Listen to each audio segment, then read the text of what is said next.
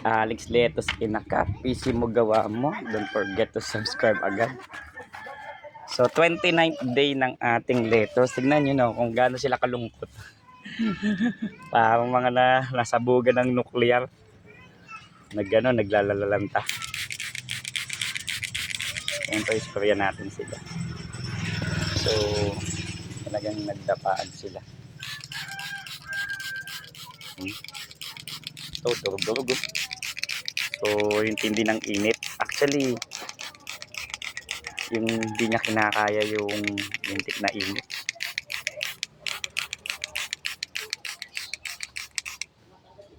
Yan ba?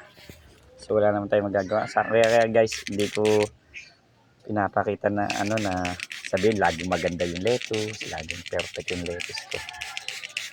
So kaya ang ginagawa ko, pinapakita ko sa inyo na transparently na maganda na.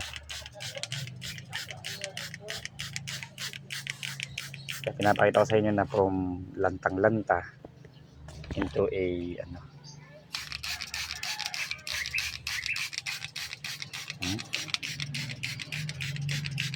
kumaga sa atin, ang ginagawa natin dito ay transparent. Pinapakita ko sa inyo kung nagsusurvive yung lettuce during summer. The goal of our video, hindi naman para dun sa dapat lagi maganda, to encourage. Nandun ako na encourage, word of encouragement. But to see yung actual na struggle being a lettuce grower. So hindi laging successful, parang buhay yan, laging ma-struggle, hindi pwedeng panalo agad, maganda agad. So hindi ko naman sinasabing perfecto din yung gawa ko, kasi may mga may mga lapses din tayo. Number one, syempre dapat to ay may shade net. Yan, isa para makapagsalba ng kumbaga hindi siya mag-direct sunlight, nilalagyan na ng shade net. So wala ako nun.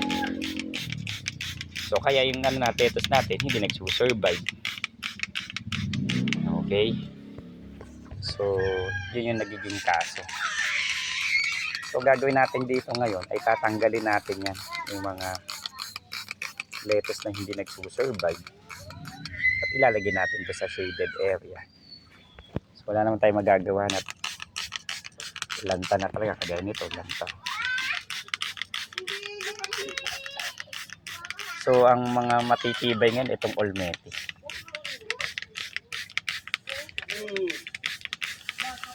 Olmete matibay.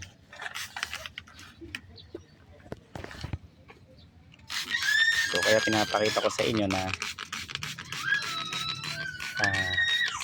sa tanim ko, sino yung mga nag-survive, Actually maraming struggle hindi lang naman dahil sa init. Tanim pa lang, marami na rin akong hindi tumubo, namatay, pangit yung buto, late tumubo, diba? Hindi sabay-sabay. Akala mo late ako nagtanim, but the reason behind sa ganun ay dahil hindi maganda yung quality ng seeds. Kasi commonly pag pelletize, 99% germination yan. So pagkatanim mo, kinabukasan tubo yan.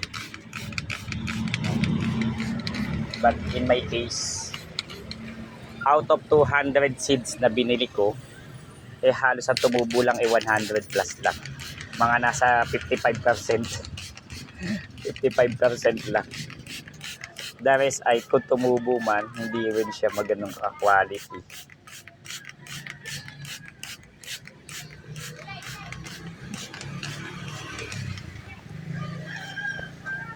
Okay. So, ang gagawin natin ngayon, we got no choice but to remove doon sa mga nalanta. So, dito isa, ito, 2, 3, 4, 5, 6, 7, 8. So, 8, siyam.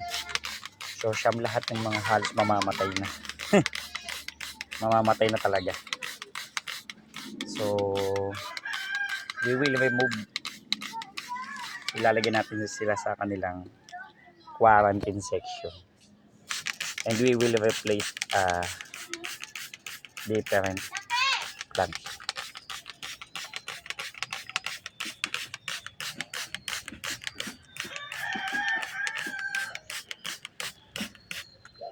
Okay. So yun. So kung gagawa tayo ng strategy, siguro itong shaded area, lalagay ko itong mga nanghihina. And then yung malalakas, din yung ano natin. So binabasa ako muna siya. Pero yung matindi, severe na yung tama, lalagay na natin doon sa kabila. Para naman hindi sila so yun. So inuubos ko isang sprayer na to. Para lang mag-hydrate sila. Kasi para maganda yung so hindi naman normal din kasi yung init. Sobra. So ito tingin ko di na rin ito magsusurvive.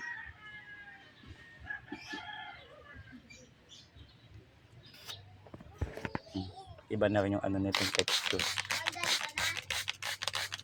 Dalawa pakos niya maaaring rot-rot.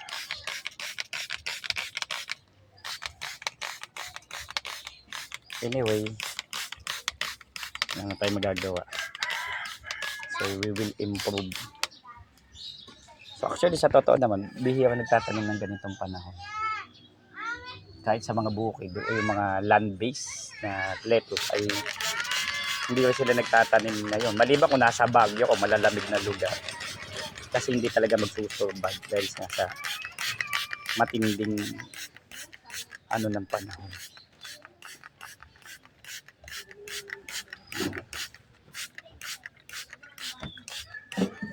Okay, 29th day. O, yan. So, halos trahedya, siyam na lettuce. Baga dito, yan ito eh. Mga sundalo to, unti-unti sila nalalagas. 29th day.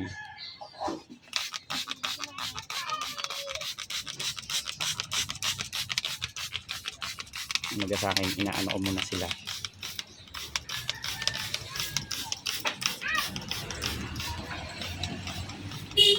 Magbabago tayo ng arrangement.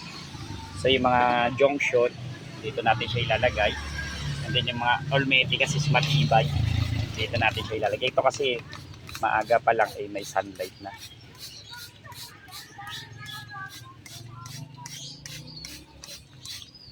Kaya I've got no choice but to remove.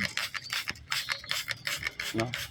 Pero may mga gawa din ako ng piso wifi ngayon. So hindi lang ako masyado nag-video kahapon. Marami kami naging kliyente kahapon. So successful naman yung aming trabaho. So, 29th day ng ating lettuce. So maliit yung almeti. Maliit. Tapos yung junction naman nabuhay nga para namang mahihinang nila. Hindi ko alam kung talaga mahina o talagang may problema tayo sa panahon, no? Eh hindi rin siya makasurvive. Okay, so hindi ko nabibidyan tong kabila kasi maliliit din naman. Okay, kasi ito yung highlight natin. Susunod iaano ko din naman to. So recovery, gagawin kong recovery rin. Mamaya isprayan ko na lang din siya. Kaya pakita ko na lang din sa inyo para lang so ang gagawin natin dito ay recovery room. So mamaya sana may pagkakataon pa makabili ng buto. Ito yung mga nalanta doon sa kabila, namatay na rin talaga. Ayan, namamatay na rin yung iba. Hindi na kayang i-survive. Oh. Hindi na kaya i-survive.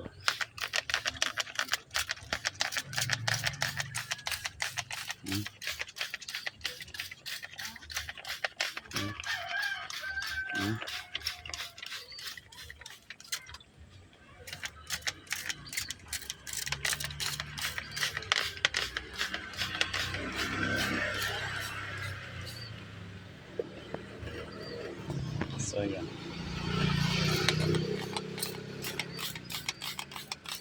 So ito yun naman yung mga backup dancer natin. Kaya man dito, ito mga halaman na to is galing din sa kabila. So parang hindi na magsusurvive. So dito na natin ilalagay yung iba. Okay. Sige. Yun lang naman yung update ko sa ating Alex Lettuce Inacap. 29th day. So magkakaroon tayo ng change plan. Arrangement. So papakita ko talaga bukas sa 30th day. So Yung simbahan. okay. Maraming salamat po. Alex Lettuce Inacap. Please mo gawa po. Don't forget to subscribe. Thank you.